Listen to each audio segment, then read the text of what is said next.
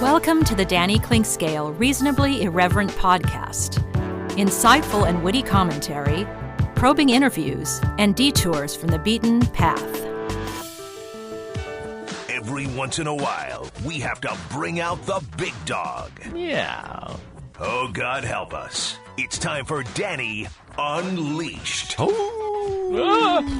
Sponsored by Easton Roofing, where integrity matters. Go to eastonroofing.com for more.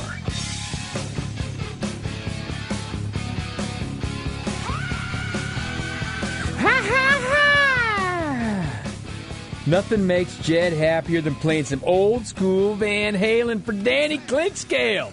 I don't dislike Van Halen. No, Jed. No, he's implying that I don't like Van Halen. I don't like Metallica. I don't like any of Leabo's He doesn't like crap Van music. Halen. He doesn't like it. Do you like Danny? Love Danny. Do you love Danny's birthday today? I've celebrated all day. All day Sure, long. everybody has. Yeah. Everything we've been doing today is a celebration of your birthday.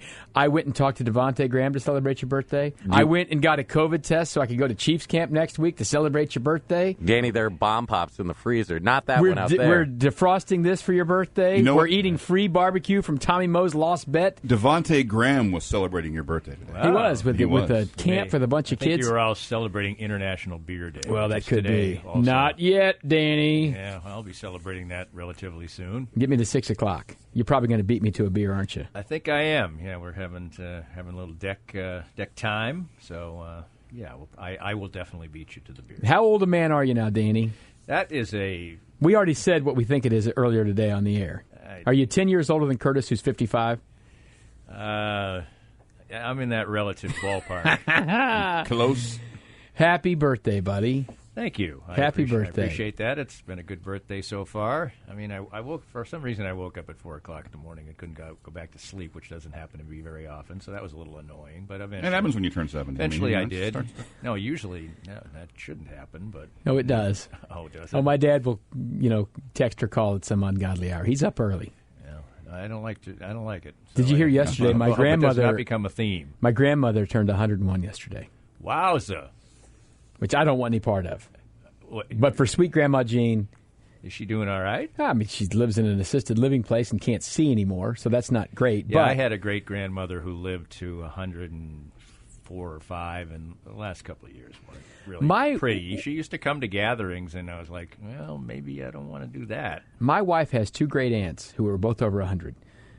3 years ago, we flew out to San Diego for one of their birthday parties, 100th birthday party. She's 103 now. Aunt Dorothy and Aunt Esther. They were driving not long ago. These ladies are insane. I mean, they are just You wouldn't like... even have had to say that she was 100. When you said Dorothy and Esther? When you said Dorothy and Esther, especially Esther. Yeah. Yeah. Yeah, but so that's the deal. My wife's got two great aunts who are over 100. My grandma's over 100. Pretty wild. And Danny's not over 100. No, I am not over 100. He's barely older than me. Yeah, but, in dinosaur years.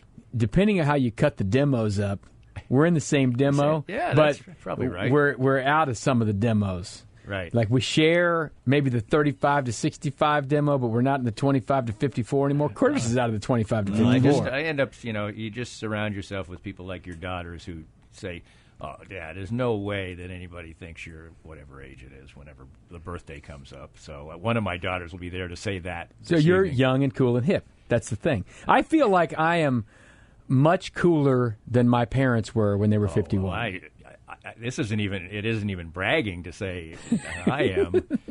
One thing I think is really interesting is if you look at photos from like the late 50s, early 60s or something of people who were like 48, 52, they look freaking old. Yeah, Hard I ass remember. life. I mean, My dad at 55 seems a lot older than I feel right now. Of course, I think that people just didn't, for whatever reason, maybe they didn't try as hard or whatever. I don't know, to look right. They'd go for the horn rim glasses or what. I don't know. But, for instance, I've seen a picture of Jane's, my wife's parents, when they were like about 50. And I'm like, and they look like 70. Yeah. They do. And they were vibrant people, They were. They didn't have all the creams and balms and elixirs that we do in the and the hair dyes and the sweet-ass haircuts and cool guy clothes. You know what I mean? And, I guess None of that applies to more me. people smoked, and I think there are a lot of things that probably, less like exercise. A lot of hard work, a lot of hard labor, which is exercise, but it's not fitness exercise. It's just like break your back work, which is a different deal. Or if you were a person who worked in an office or something like that, you probably didn't do any of that. Maybe you went out and played some golf, or but you didn't probably try to do things that might make you more youthful. I don't know, but it just is kind of interesting. You'll watch, I watch a lot of old movies, and there'll be movies from the 40s or something, and they'll refer to like a woman who's like 44 years old. Oh, this like poor old maid, lady. poor old maid, like, how old do you feel? I don't feel much different than like when I was in my 30s. Really, I was hoping you were going to say 24. I or can't something. really say that. That's kind of stupid, but.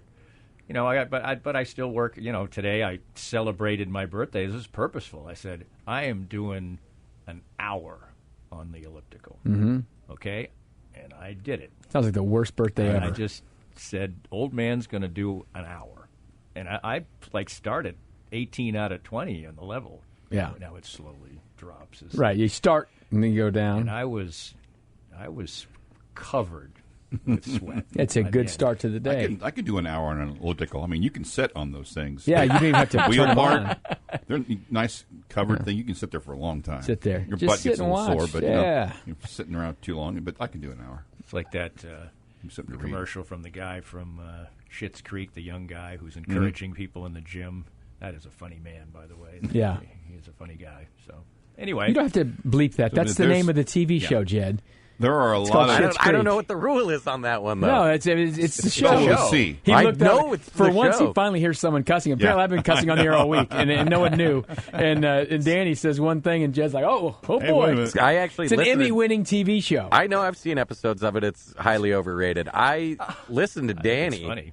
Don't listen to me. Nope, it's just white noise. I'm just droning on here. When did about you watch the episodes? I think the show evolved as time went on. I think it got better and better. So I watched it probably like 2 years ago. I watched the first season. Okay, I think it did get better and better. I always thought it was My funny, daughter but tells me thought I it need to got go better. back and watch it. It was fine. I didn't feel like I needed to watch it all. I'll say, Danny and Jed could have a nice contest of... I don't really like that much. We're fully willing to say if we don't like something. Yeah. And that's fine. You're more than willing to say you don't like something. Danny, I actually got into a lot of hot water for this comment. I think that show is more geared towards women finding it funny.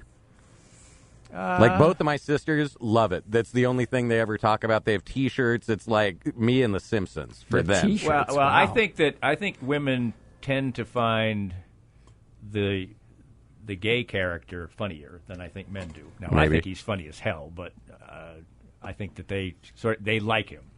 Yeah. And I think there'd be a certain segment of the population that'd be like, I can't stand that guy. He's just spoiled. I need to try to watch it. guy. They're short shows. I can plow through There's them, some right? good one- yeah, yes. I watched a few of them. I liked it. Yeah, it was fun. But I didn't feel my like wife I have finally to has watch gone- all of them. My wife's finally gone full bore binge on a show. What is And it? It's an Australian Of course. show Some called show no one's ever heard of. Offspring, and it's set in a hospital, and it's about these two sisters, and it is somewhat Where do you of find it's it? a soap opera. Netflix, It must be easy. Prime, It must be Paramount easy to 6. find 'Cause she finds it? Because she finds it, and we don't. We have Netflix, but we don't use it that often. She watches it on her tablet, and she watches. She'll watch 3, 4, 5 in a row. Jane approved Offspring. There you Yes, go. Go watch for the it, ladies kids. out there. I think they absolutely love it, and I like the show. I haven't watched it that often because she'll watch it on her tablet upstairs while I'm watching other stuff and doing the dishes and those kind of things. But All right, Danny Clinkscale is here, and we're unleashing him on his birthday today. Yes. Let's talk a little Chiefs. They've had a full week of real practices. Just the quick 10-10-10 today. But, we're not up there. I've been up there a few times. You and I probably feel the same. We don't love football practice and breaking down every single play, but we have lots of people out there who do. They like it. And there have been some pretty good reports about what we're seeing regarding the new offensive linemen, whether it's Orlando Brown, Joe Tooney, these youngsters, Creed Humphrey, Trey Smith are going to be in the mix. They need this group to be good, right? I mean, this is... And apparently they have been. It's football practice, but, people who have a keener eye for those things, that's the way I kind of like to consume my training camp. People who are immersed in football, have been to training camp forever and a day. You're going to have Adam Teicher on. I love every segment that Adam Teicher ever does. I think I'm going to actually be grilling by then, which is unfortunate, but anyway, I'll catch up with it Check later. it on the pod. Yeah, I'll check it on the podcast. Highly recommend any podcast, especially mine. But where can you find that one? you can find that at DannyKlinkscale.com, and any of your about 2/3 of the people who listen to my podcast do on Apple Podcasts. So okay. You can find it anyway. Just Google it. But that's where because if I go to football practice, I'll quickly get disengaged. True. For like work. Full disclosure here, the first probably hour I was up there 2 days, and I spent time talking to Jeff Chadilla and Blair Kirchhoff and Vahe Gregorian and different people about the Big 12 and the SEC and what's happening. That's what I did because that was kind of the hot stuff last week. But you get into it, you start watching some of the things. It is, it is our job to watch it, but they don't make it super easy to watch every second of it anymore up in St. Right. Joseph because you're stuck in this little tent or whatever. I'm not saying. What was it Sam McDowell said? It was the part he loves to watch practice. It was the most revealing because thing you don't can get do to watch all year. All year because you can't watch. We never get to watch. You learn more about watching camp practice you do from watching. Back in the day, sure, we used to watch. We could watch football practice for a while, longer than you get to now. Now you can go out there for 5 minutes, or and something. then you could go count the people and make sure someone's there. Then they make you go inside. All right, that's the new stuff. But back in the day, we'd go out there on a Wednesday and you could watch a whole lot of football practice. Mm-hmm. But this is the time now where you get to see it means something to be out there with the first group of people standing in front of Patrick Mahomes to try to block people. Those things mean something. Also, back in the day, like when we were going to River Falls, you were watching almost football games. Oh, they were going. You were talking, what was the drill, the famous Oklahoma drill, offense against defense. Goal line was always fun. Goal line was hard hitting. They go down there and run goal line, and it was like football. Right. Full pads. Yeah, so you really could get an idea of some things there. And if a guy made a play against a guy, it was like football. Now this, contact rules, and you don't want to get guys hurt, and most of the time there's no pads, no tackling. Somebody will running back will juke and then run 40 yards because that's what you're supposed to do. And he didn't really score a touchdown or anything, but you can sort of pretend that he did. So it is more difficult, but for people who, I trust and whatever, you can get a sense. And the sense is that these new young offensive linemen are doing a great job. And part of the reason I do believe it is because nobody's saying much of anything good about the defensive line. So it would seem like they're getting their ass kicked up there. And that's a good thing. Yeah, when I was up there, I saw some good things from Chris Jones on one day. I mean, I haven't been impressed with anything I saw from Frank Clark on the days that I was up there. But like I said, I haven't been up there this week. We've had different eyes and ears on that. But this offensive line needs to be better because they were okay last year during the year, and then when they started falling off, and Mitchell Schwartz was hurt, it got a little worse. And then when Eric Fisher got hurt, it got to be a disaster in the Super Bowl. So they need to be better because we've said all along that Patrick Mahomes is great and Travis Kelce's great and Tyreek Hill's great, but you can't do it all on your own. And I think you saw what happened when you had to try to do it all on your own. They don't always catch the ball, and you don't always make the perfect throw, and those things happen. He didn't go out and throw 6 interceptions. He was running for his life and flinging the ball up there, and they weren't getting caught, or they weren't. He was not being able to throw them. In completions. We saw him do this several times in his first couple of years, and things just worked out. Well, what, about 2 out of 10 plays worked out on average during the Super Bowl, and they got whipped? Literally, it's almost, this is going to really sound dumb, it's almost good that they got whipped. I mean, if they were going to lose, they might as well have gotten whipped. Because if that had been a high-scoring, flamboyant game, and Patrick Mahomes had a big game, and it was 38-35 or whatever, I think the Chiefs would have still had that bulletproof feeling that Patrick Mahomes could cure all ills. Well, lo and behold, because generally the low water mark for him was 27, 28 points in a game. And then in the biggest game of this era, they scored 9 points. So it became glaringly obvious that could happen. I don't think they really believed that could ever happen until it did. It's kind of like the same, if you want to take it, it was not good, but Dee Ford was lined up offsides, so that got Bob Sutton fired. Had they made the Super Bowl and find some way to win, beat the Rams 38-35 or something, he might still be here. So things happen, and you get better from it or whatever. I think the Chiefs went out and made some legitimate moves to get better on the offensive line, and they needed to do that. So you're right. Maybe it'll work out. Now, the hard part is now you got to live through it. You got to play 17 regular season games. You got to go through the playoffs just to get back to have that chance, man. Just to get back. That's so hard to go back to the Super Bowl back to back. I mean, it's even harder to go back 3 times. They're the favorite to do it in the AFC, but there's no guarantee. And also, they have set themselves up in a situation now with Patrick Mahomes, with the expectations, with the betting odds, with the fact that they've done it 2 times in a row, that anything less is going to be unacceptable. Yeah, pretty much. And that's not, I guess, if it's not realistic. No, I don't even think if they lost a tough game in the AFC Championship game, it would probably, because in all, unless some way it was on the road or something, you can blame the refs. But I mean, I don't know, because it would seem kind of likely that it will be at home, and what? So who's to say? I mean, the Chiefs have 9 home games, and which they probably have to do something about that. I mean, the NFL does it goes overboard about trying to make things equitable, and well, eventually they're going to send everyone off to have a neutral site foreign game or something, and they'll all have 8-8. But it's hard to do that during a global pandemic, Danny. Yes. Danny Clinkscale is our guest here, and we had preseason football last night. I know you were glued. You're always glued. You had a lot of wagers on it. You're betting. You always bet the preseason games. That's your game.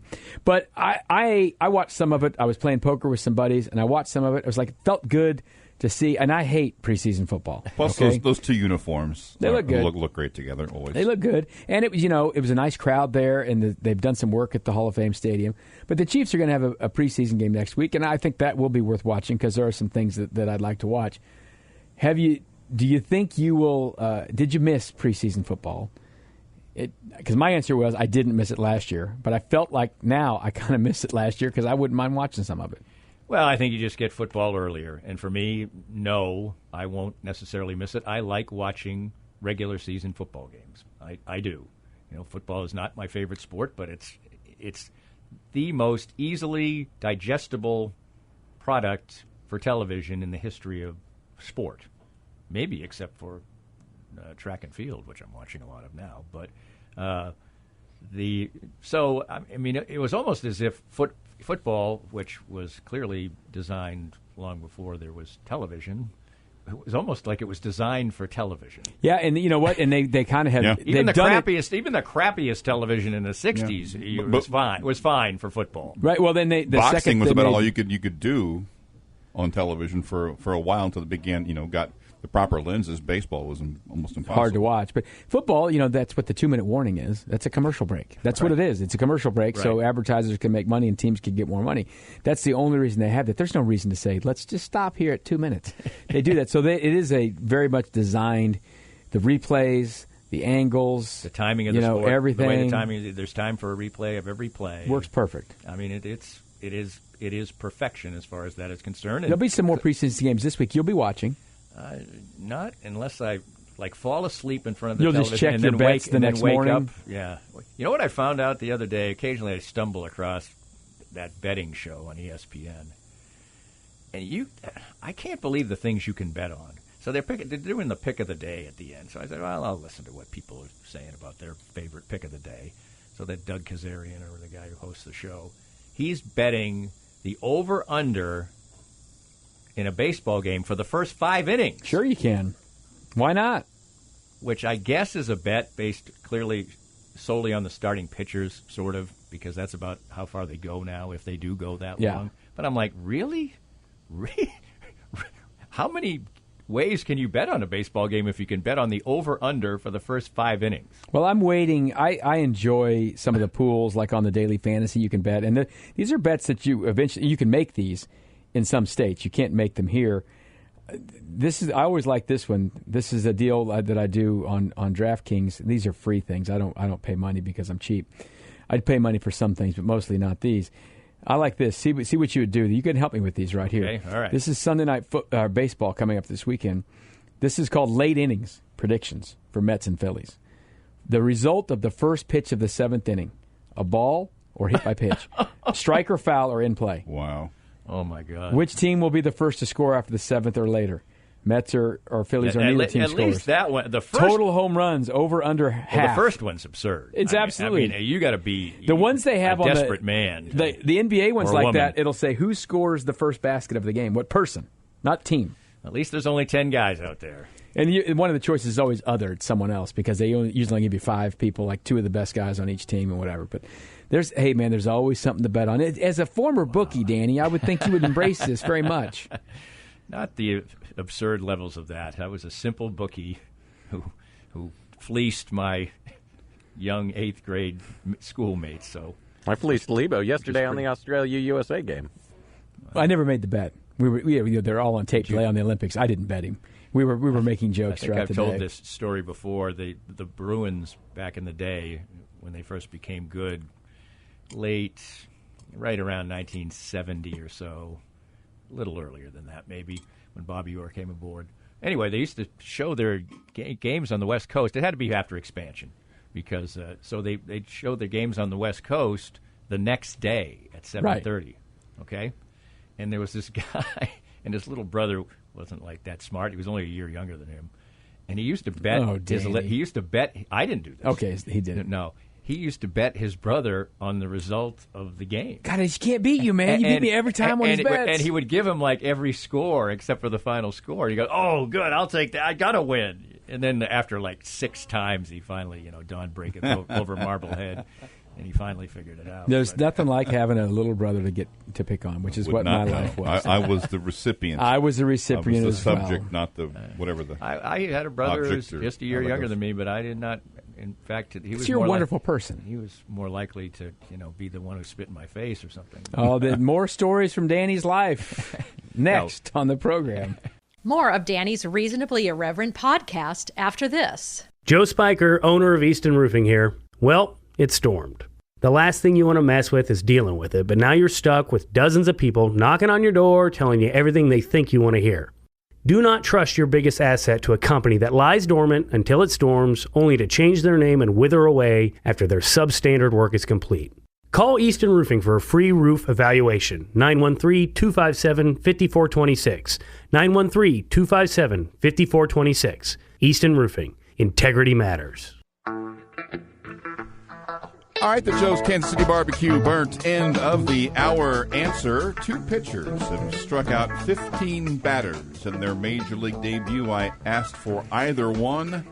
Danny, I saved this question Jimmy Gobble. Yesterday to today for you. Kyle Davies. Well, one's definitely J.R. Richard, who passed away yesterday. Yes, the other. I was actually surprised. I had thought that he had passed before. He had so many troubles. I just was a little surprised he was still around. So the fact that he lived to 71, I guess, is a pretty good thing. Carl Spooner, 1954, J.R. Richard, 1971. I was thinking, looking back, and I was reading a little bit on him in that season. A lot of people, I think, have the idea that the stroke that he had in 1980, July 30th, I think. By the way, I think he was on the way to the Hall of Fame. Oh, unless, he threw so hard. He's such a big guy. I mean, he could have got hurt. But he dominant in 78, even more dominant in 79, was 10-4 with a sub-2 ERA, all-star game starter in 80 at the age of 30. He was rolling. And I kind of always had that in my mind that it came out of nowhere, but it really didn't. He was actually on the disabled list at the time that happened. He pitched in the All-Star game. Then as the first start after the All-Star break, after a couple innings, he said he had the dead arm and couldn't feel the ball right in his fingers. And then he was on the DL, and what they later found out was that he had arterial thoracic outlet syndrome. His collarbone and his first rib were pinching off the artery that's what they call the it's underneath your collarbone, pinching off Good one of the doctor arteries talk, that Kurtis. supplies the blood to his right arm. That's why he'd pitch for a couple of innings. Well, And And then his heard arm that's- would get dead because the blood supply was running out of his arm. And they thought he was a whiner or whatever. We've heard a version of that where they, is it baseball players or football where they cut. Yeah, the rib. off. That's a thoracic outlet syndrome Yeah, is what so they call it's- it now. It's a little different, but it's in a they do different area. surgeries. Yeah, It's they a do different area, surgeries. yeah. But they could probably fix that today. That's what happened. They did not know what was going on. What's this dead arm thing? 1980. That wasn't a common term. And then he has this stroke before a game in the Astrodome in late July, and he never pitched again. He I guess made a brief attempt to come back in 81, but he couldn't feel the ball. And I mean, It was it's a sad story. he was on his way. They had a lot. I The think. Astros had a lot of sad stories. And if that doesn't happen, then he doesn't have that issue. They probably win the pennant that year. They lost to Philly in 5 back when you played best Well, of they 5 had- and 4. The games were extra innings, and I can imagine J.R. Richard in his prime would have given them a bit of an advantage. Just 30 seconds more of old-timey baseball before people flee. They had Don Wilson, who was a star pitcher, and he got shot. Then they had J.R. Richard, and then they had Dickie Thon, who was on the cusp of becoming like a superstar shortstop, and he got plunked. He got hit in the face with a fast, and he was a good player for another 10 years in baseball, but he was never the same, just an average good ball player, and he was ready to be like a superstar. So the Astros had their share of tragedy or near. Remember that tragedy. time they totally earned the World Series and won it, though? I think they've subsequently shown that they were a worthy team to win. Cheating I'm bastards. never going to try to defend what they did. It's indefensible, but they didn't need to do it. They scored more runs that year, even though they play in Minute Maid Park on the road. So, and they've been a fine team since. So, I mean, it was dumb, and But it worked. but I think I think for people to act as if that was the only reason they won the World Series is folly. I do. But I'm not going to stick up for them. They're cheaters. They deserve to be booed, and everybody has the right to be mad. I totally agree. We're talking to Danny. Why are you defending it, Danny? I'm not. If that's a defense, that's a pretty just kidding. paltry defense. I'm kidding. We're talking to Danny Clinkscale on his birthday. Happy birthday to Danny Clinkscale. So I know you and Soren have talked about this a little bit with what's going on with the Big 12 and SEC and conference stuff. Anything that you've seen in the last week make you feel any better or worse for the fates of what could be for the Big 12 hanging together? I think the Big 12 is going to hang together in some way, shape, or form. I think there's going to be a Big 12.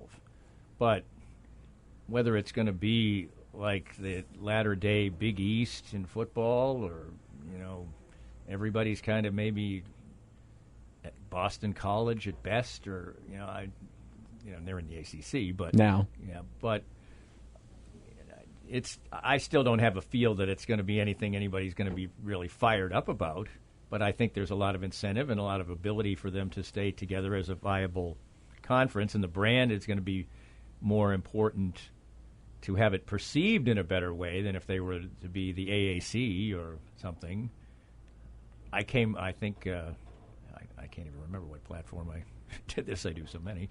I was on this program last week with Joshua. I came up with the Big Pac-12. And here they're talking about it. And I don't know what form that would take, whether it's 10-team conferences or, a couple switch over and there's hardly any crossover, or there's 2 divisions in each of those leagues, and maybe you play a couple games and The thing seems to crossover me games. I don't know. I mean, like football, and with the SEC taking the lead on this, is just moving further and further away from caring about the NCAA being in charge of anything. They just seem like they're just going to go play football, and that may be what it ends up being. I think many people feel like they're not going to stop with just 16 teams, and they'll try to do some more stuff and just make their own. They don't care about the rest of the stuff. I've heard a lot of discussion about the fact that ESPN's real design is to come up with an NFL model 32 teams. It's basically like a G League. Right. I've said this, and I don't know if it's doable. I think it's probably doable. We've seen all these leagues try to pop up and play a competing professional football.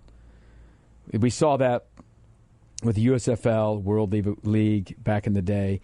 And then in recent years, not really competing with the NFL, but trying to be a minor league type G League with the AAF and the XFL, and the pandemic didn't work out very well timing-wise for that. But they're trying to create something. You're trying to take something that isn't there at all and make it, and that's hard to do. College football, especially SEC college football, exists already with a lot of players who get to go play in the National Football League and get a chance. They've got infrastructure. They've got stadiums. They've got workout facilities. They got fans who will come pay to watch. You know, every one of these times you saw an AAF game or an XFL game, did people pay money or were they just free tickets or whatever? You know, you get a little TV money, but you need to have people come and enjoy it and want to watch it. And they didn't get great numbers. Product better. And I think the thing is, you know, the NFL, if you're from Kansas City, then you're a Chiefs fan. And that's what you grew up and you like the Chiefs. People have a team. Everyone, if you're a sports fan at all, you got a team you like or a player or something. And that's the thing that college football has always had over everything. You love your school, you love your team. And whether or not whoever's coaching it or whatever, what these guys are going to do, you could be awful and you still love your team. So I think maybe there's some sort of a grand design on something like that to where you're playing basically a feeder league for the NFL. They've already got the ability to pay these kids NIL money, cost of attendance money.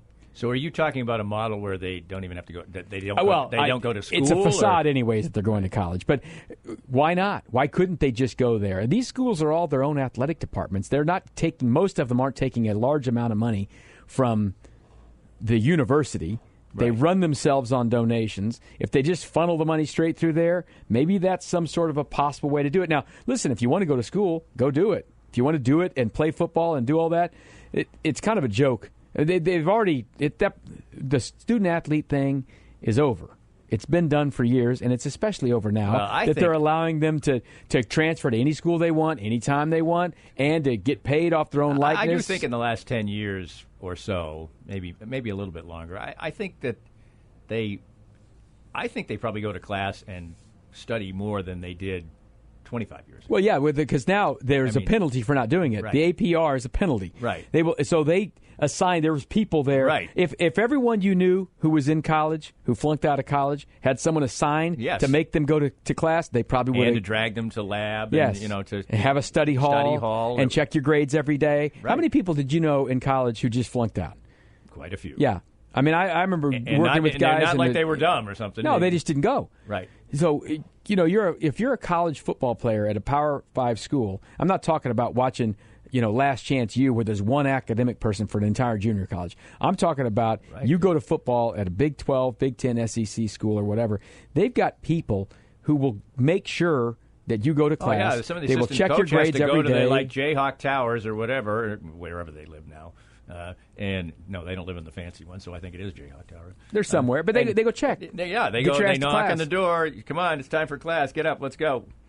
So they've got the ability to do that. So I think maybe, I don't know if it's like just quite G League type thing, but I think there is some sort of model they're trying to get into that's not just part of the NCAA go rah-rah student-athlete model, because they don't have, I mean, we think these are laws. They're not laws. They all are in membership with the NCAA. But do you think people will have the fervor for it that if they had a system that was like that, even if it's just a facade, even if we've been basically Pollyanna saying, this guy goes to Alabama, I love him because I went to Alabama and he's go. Do you think it?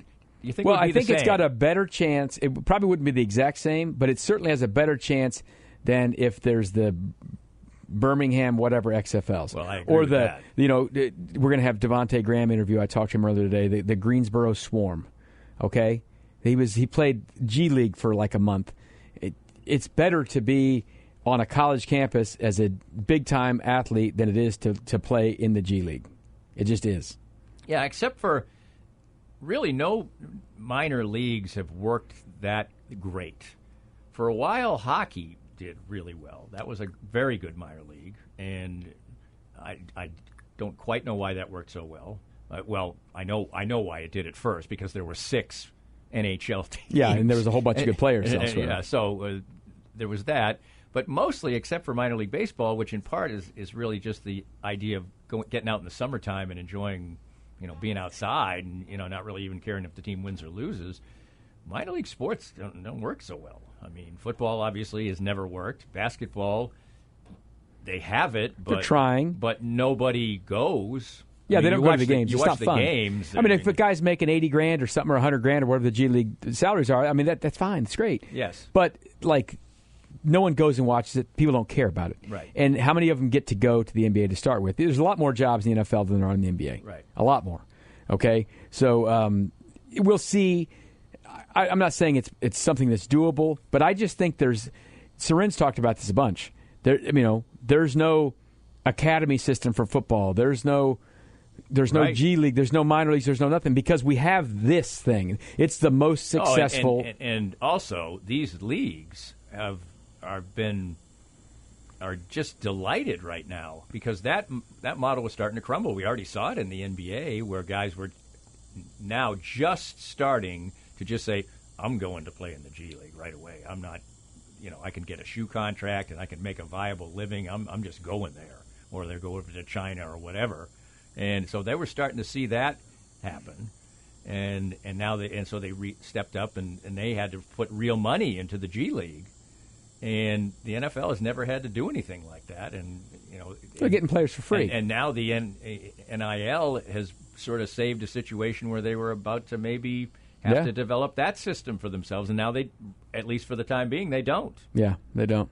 Little Royals news. We're not really sure what it is, what it will amount to until we hear from Mike Matheny in about an hour from now. They announced a lineup at 3 o'clock that included Salvador Perez batting third behind the plate. About 5 minutes ago, they changed the lineup. Salvador Perez has been scratched. Cam Gallagher will start. He'll be batting 8. They've moved Nicky Lopez from 8 up to 2. Everyone else stays the same. Actually, Santana goes from 2 to 3. But so Salvador Perez was in the lineup scratched 45 minutes ago, and now he is not. We'll find out more. And he's been when playing we hear from every game later. Yeah, at least in one form, DH or catcher. So. And Kurtis had the delicious pun on his Twitter. If you want to follow him at Seaboldt, the Salvi scratch. The scratch. We'll find out what's happening in about an hour from Mike Matheny with Salvador Perez. More of Danny's Reasonably Irreverent podcast after this. Hey everybody, Joe Spiker, owner of Easton Roofing here. For almost 10 years, we've been a locally owned and operated family business. At Easton, we work on every job with one thing in mind: integrity matters. I grew up in central Kansas, was raised on the values of respecting hard work. We run our company every day on that value set. At Easton, we always make decisions based on the ethical, right thing for the customer.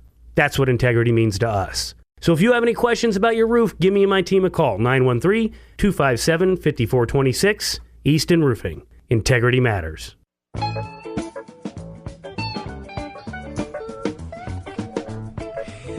Welcome back into a birthday edition of Danny Unleashed. Yes, Todd Leabo indeed. in for Soren Petro. Danny Klingscale here on his birthday. Started up the run to my birthday with the Jason Mraz concert Tuesday. Out and about, seeing some shows. You want to feel good. Happy songs. Just a happy, I hope the guy's as happy as he seems up on stage, but his songs are uplifting. He's happy. His new album, which is, if people are interested in him, it's very reggae. So it was so eventually, you woke up Jed like you said I Schitt's told you Creek I'd or listen something. to Danny. I don't listen to you. Eventually, I like reggae some, but I don't want reggae all night long. Right. And eventually it didn't really detract. It was still a great show, but the weather was perfect, and there were 13 people up on stage and people dancing, and he really has a Broadway musical theater background, so he was that type of performer. It was great. Did you take a puff, Danny? Did I what? Take a puff? I did not. No. Square.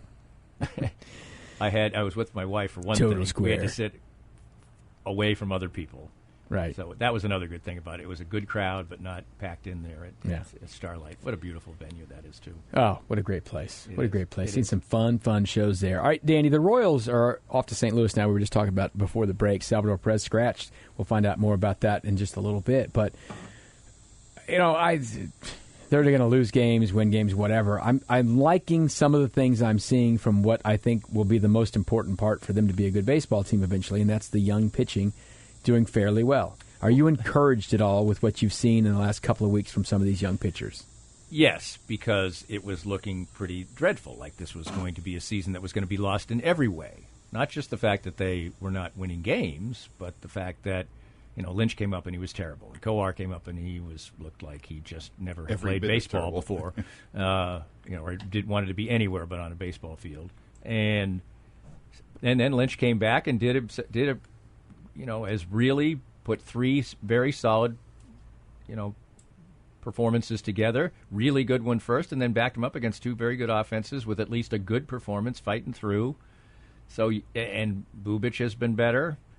So yes, I am encouraged, but more from the standpoint that it was looking like a complete disaster, and now you can just get a little glimmer if you want to start, and also win a few games, not because it matters, to approach 500 or whatever, just so that the guys who are playing are not pitching in an atmosphere. They get a reward for doing something well. Not pitching in an atmosphere where it's just one drumbeat of a loss after another, and then even up to the last few games, it looked like we were headed in that direction again, and that did not happen. I mean, this road trip looked like it was headed down a dark road, and it still could be a bad road trip if they, get skunked in St. Louis. But and it wasn't just that the guys who were coming up that you didn't know about, you were hoping for, seemed to be tanking, but the one guy you thought you kind of knew from the young pitchers would be good, Brad Keller, seemed to be tanking as well. You thought, well, we were hoping that these guys would supplement what you knew you had in Keller, and it looked like it was all going haywire, and now he appears to have figured something out. And he had a short stint recently because of some physical ailment, but that pitching looks a lot more promising for the future. The bats, though, they still, you can maybe see some guys coming up later, but they still got a lot of work before they fill out a real lineup. Because they really have nobody beyond 23 other than Sal bring Perez. up a new guy to play third every month or so and give him a go for a little while, and you're like, who's this guy? And then he hits early, and then falls apart. He's gone, and then he's gone. I think one of the more undervalued, unfortunately, bad stories this year is Brady Singer. Yeah. He's not. He's regressing. He's a concern. So what he needs to do is he needs to get himself right in Omaha, and he needs to come up here in September and pitch like 4 times really well and do what they tell him they'd like him to do, which is basically what Chris Bubic did the other night. Right. He said it after the game. I finally said, screw it. I'm just going to throw the fastball as hard as I can. He struck out 7 out of 9 guys. Singer needs to, they tell him, have another pitch. Have another pitch. And he says, well, it doesn't matter if my first 2 pitches aren't good. Well, maybe it does. Okay? Right. Maybe it does. Maybe you need to work on this. Take a gander at your ERA, son. Yeah. It was like Dylan Bundy pitched last night for the Angels, and he was good. And he's been awful this year, and he was their opening day starter. And they had been trying to get him to change his motion. And he was like, no, I'm a veteran pitcher. I've been doing this. I've been successful with this. No, I don't want to do this. And then, his quotes were, well, it's, hey, I hit rock bottom. You got to get there. I got to give it a go. So it's kind of what happened, different deal, but with Alex Gordon. Alex Gordon struggled so much, and he finally took some advice, and he fixed his career, and then now he ends up being a guy who played for a lot longer than he was on the way of doing. Right. He looked like he was going to be a bust, and he ended up being somebody who will probably be in the Royals Hall of Fame. I think he's a slightly overvalued player, but still he gave the Royals some iconic moments, and it was a fan favorite. So I think that looked like it was headed in way the wrong direction. All right, Danny, happy birthday. How long till the first beer on National Beer Day is cracked? How long is it going to take you to get home? I think I might be home. I might be home around 5. You're going to get to the beer before I am. Thanks for coming by. Enjoy your birthday, buddy, and we'll see you soon. Always fun to be here. And Danny Clinkscale has been unleashed. Unleashed, he's here, and you can check him out on the internet too. DannyClinkscale.com. This podcast was made possible by our great sponsors like Easton Roofing, the presenting sponsor of Kansas City Profiles at the Danny Clinkscale Reasonably Irreverent podcast. Easton Roofing, where integrity matters. We hope you enjoyed the latest Danny Clinkscale Reasonably Irreverent podcast. Come back soon for something fresh and new.